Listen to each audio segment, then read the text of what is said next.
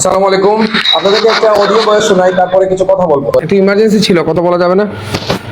জি বলেন না। ওই যে আপনি একটা এসএমএস দিয়েছেন আমার এক বোন জামাইরে, বলছেন ওই যে কে আপনি? আমার নাম মোহাম্মদ আব্দুল আজিজ। জি। আপনি যাকে এসএমএস দিয়েছেন সে আমার বোন জামাই। হ্যাঁ হ্যাঁ এখন ওই যে সে একটু সহজ সরল প্রকৃতির লোক, তো আমাকে এটা হ্যাঁ, দিছে, দিয়ে বললো আপনার সাথে একটু কথা বলার জন্য। সেক্ষেত্রে আপনি কি থানায় চাকরি করেন বা পুলিশের লোক? কাকে ফোন দিছেন আপনি? আমি আপনাকেই ফোন দিছি। আপনি এই এসএমএসটা কি আপনি এবার রিপ্লাই করতেছেন? হ্যাঁ আমি তো করতেছি। তে কি এটা ভুল করছি নাকি? আপনি ভুল করেন নাই। আপনি যে মোবাইলটা উদ্ধার করছেন বা মোবাইলটা পাইছেন, হ্যাঁ, আপনি কি হ্যাঁ। আপনি কি পুলিশে জব করেন? আপনাকে আমি নক করছি। বুঝি নাই। আমি বলতে চাচ্ছি আপনি কি পুলিশে আছেন কিনা, ইয়াস। কোন র্যাঙ্কে আছেন? এসআই। আচ্ছা, কততম ব্যাচ? উদ্দাই কার সাথে যখন ওনার পরিচয়টা জানতে চাইলাম, উনি ফোনটা কৌশলে কেটে দিলেন।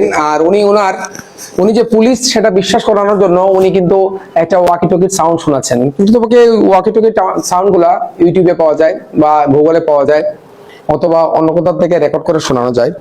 উনি একটা মেসেজ দিয়েছিলেন আমাদের সিলেটের একজন আমার পরিচিত জনকে। মেসেজটা আপনাদেরকে একটু দেখাই, একটু দেখবে, পরে শোনাবো।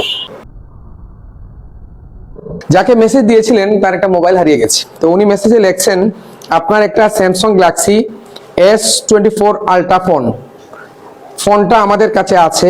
বক্স ও জিডির কপিটা নিয়ে ফোন নিয়ে যাইয়েন চট্টগ্রাম মেট্রোপলিটন পুলিশের ডিবি উত্তর কার্যালয় থেকে। হোয়াটসঅ্যাপ একটা নাম্বারও দিচ্ছেন। আমি চট্টগ্রাম মেট্রোপলিটন পুলিশের ডিবি উত্তর বিভাগের নাম্বার সংগ্রহ করলাম, সংগ্রহ করে কথা বললাম। কথা বলে নিশ্চিত হলাম যে উনি পুলিশ না। এবং আজকে আরেকজন লোক চট্টগ্রাম মেট্রোপলিটন পুলিশের ডিবি উত্তর কার্যালয়ে এসেছেন পঞ্চগড় থেকে। ওই একই ভদ্রলোক এইভাবে মেসেজ দিয়ে ওনাকে পাঠিয়েছে। ওনার অনেক কষ্ট হয়েছে, সেজন্য ভাবলাম বিষয়টা আপনাদের সাথে একটু শেয়ার করা দরকার। আপনার হারানো মোবাইল যদি হারিয়ে যায়, তাহলে সংশ্লিষ্ট থানায় আপনি জিডি করেছেন, উদ্ধার করলে অবশ্যই সংশ্লিষ্ট থানা থেকেই আপনাকে ফোন দেওয়া হবে। আপনাকে সিলেটে ফোন হারাইছেন, আপনাকে চট্টগ্রাম যাওয়ার জন্য বলবে না। না, আপনাকে বিভ্রান্ত করার জন্য এই ধরনের এসএমএস দিচ্ছে।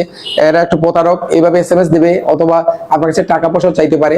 অনেক সময় মোটরসাইকেল হারানো গেলে দেখা গেছে ফোন দিয়ে বলবে মোটরসাইকেলটা আমাদের কাছে আছে, 10,000 টাকা বা 5,000 টাকা বিকাশ করুন, আমরা মোটরসাইকেলটা পাঠিয়ে দেবো। এইরকম প্রতারণা অহরহ চলতেছে। যুগ যত আধুনিক হচ্ছে, প্রতারকরা আরো বেশি আধুনিক হচ্ছে। নিজে সতর্ক থাকবেন। আমি এই ভয়েসটা এই ভিডিওর লাস্টে দিয়ে দেবো, পাশাপাশি এই মেসেজটাও আমি কমেন্ট বক্সের ফার্স্টে পিন আপ করে দিয়ে দিব। ধন্যবাদ, সবাই ভালো থাকবেন, সতর্ক থাকবেন। আসসালামু আলাইকুম।